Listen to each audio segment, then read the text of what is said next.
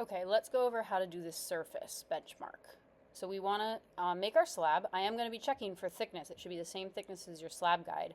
And then so you're going to trim up, and I just use my slab guide as a straight edge, right? And you don't need a giant piece, so I actually cut this in half. I only need one of these pieces.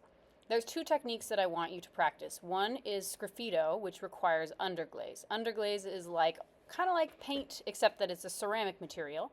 So I need to paint just half of this tile with black. We have other colors, but for practice and default, black is a good option. It's a little bit cheaper. We have a lot of it.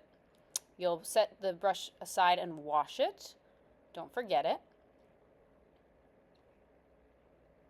And then the other technique I want you to practice, so we need to let this dry. So while that's happening, you can do your texture, either impressed or stamped. So in this one, I did a stamp. Impressed would be if I roll a texture mat or leaf or something.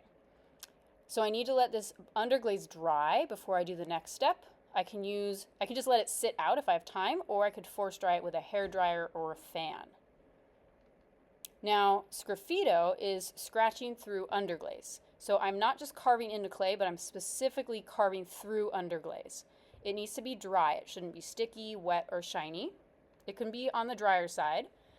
And different tools give you different line quality. So you choose which tool to use. That doesn't really matter.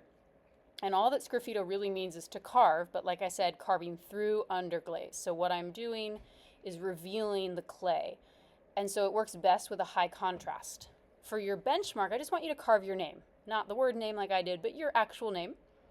And then after you've done first one carving, you can brush out with a dry brush that gets rid of crumbs. And you'll probably need to recarve to give a little more clarity and get rid of other crumbs. Notice as I carve, I kind of take off any crumbs from the tool. I'll probably dry brush it again, and then that's it. This is your benchmark. I'm looking for even thickness of slab. I'm looking for sgraffito that's neat and clean, and I'm looking for stamped.